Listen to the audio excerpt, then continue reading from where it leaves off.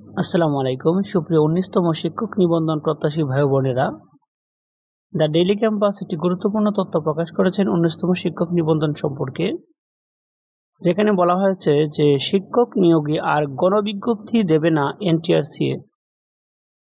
তো বিষয়টা হচ্ছে যে বেসরকারি শিক্ষা প্রতিষ্ঠানে শিক্ষক নিয়োগে আর গণবিজ্ঞপ্তি প্রকাশ করবে না বেসরকারি শিক্ষা প্রতিষ্ঠান শিক্ষক নিবন্ধন ও প্রত্যয়ন কর্তৃপক্ষ এনটিআরসিএ।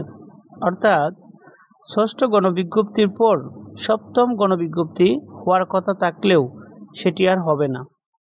এখন থেকে শিক্ষক নিবন্ধনের বিজ্ঞপ্তি হবে শিক্ষক নিয়োগের বিজ্ঞপ্তি বলে এটাই জানা গেছে। যে বিষয়টা হচ্ছে এখানে যে সপ্তম গণবিজ্ঞপ্তি যেটা হওয়ার কথা ষষ্ঠ গণবিজ্ঞপ্তির পরে যে সপ্তম গণবিজ্ঞপ্তি হওয়ার কথা সেটা আর হবে না। এখন থেকে শিক্ষক নিবন্ধনের বিজ্ঞপ্তির মাধ্যমে সরাসরি শিক্ষকদেরকে শিক্ষা প্রতিষ্ঠানে নিয়োগ দেওয়া হবে। তো রোববার 15 জুন বেসরকারি শিক্ষক নিবন্ধন ও প্রত্যয়ন কর্তৃপক্ষের একটি সূত্র দ্য ডেইলি ক্যাম্পাসকে জানিয়েছে, শিক্ষক নিবন্ধন ও নিয়োগ কার্যক্রমে নতুন বিধি যুক্ত করার উদ্যোগ নেওয়া হয়েছে। নতুন বিধিমালায় একটি বিজ্ঞপ্তির মাধ্যমে শিক্ষক নিয়োগের কার্যক্রম সম্পূর্ণ করা হবে। এটি বাস্তবায়ন হলে শিক্ষক নিবন্ধনে চূড়ান্তভাবে উত্তীর্ণ সবাই চাকরির সুযোগ পাবেন। এছাড়া শিক্ষক নিবন্ধনের বিজ্ঞপ্তি কার্যক্রম শেষ হওয়ার পর আলাদা করে গণবিজ্ঞপ্তিও প্রকাশ করতে হবে না।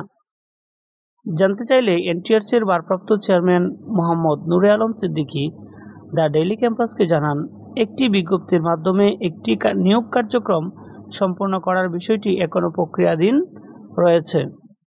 এ বিষয়ে শিক্ষা মন্ত্রণালয়ের সম্মতি পাওয়া গেছে। এটি এখন জনপ্রশাসন মন্ত্রণালয়ে রয়েছে।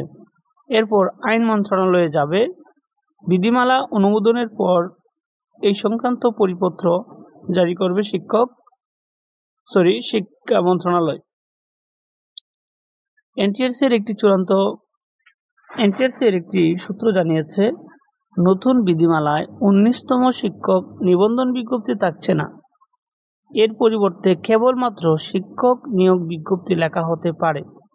অর্থাৎ 19তম শিক্ষক নিবন্ধন বিজ্ঞপ্তির পরিবর্তে শুধু লেখা থাকবে যে শিক্ষক নিয়োগ বিজ্ঞপ্তি।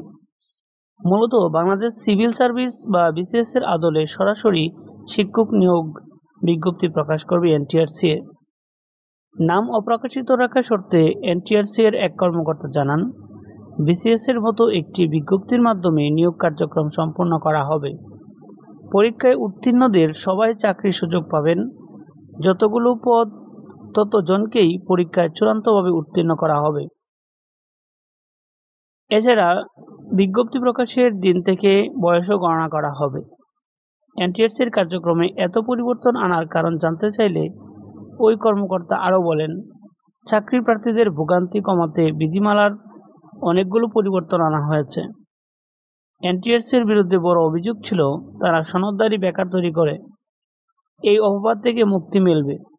এছাড়া গণবিজ্ঞপ্তিতে বয়স সংক্রান্ত জটিলতাও দূর হবে। নতুন বিধিমালা বাস্তবায়ন হলে বয়স নিয়ে আর কোনো সমস্যা থাকবে না। সব দিক বিবেচনা নিয়েই এই পরিবর্তনগুলো আনা হয়েছে। তো এই ছিল দ্য ডেইলি ক্যাম্পাস কর্তৃক প্রকাশিত একটি গুরুত্বপূর্ণ তথ্য। ধন্যবাদ সবাইকে ভিডিওটি দেখার জন্য। পরবর্তী ভিডিওটি দেখার জন্য অবশ্যই চ্যানেলটাকে সাবস্ক্রাইব করে পাশে থাকবেন।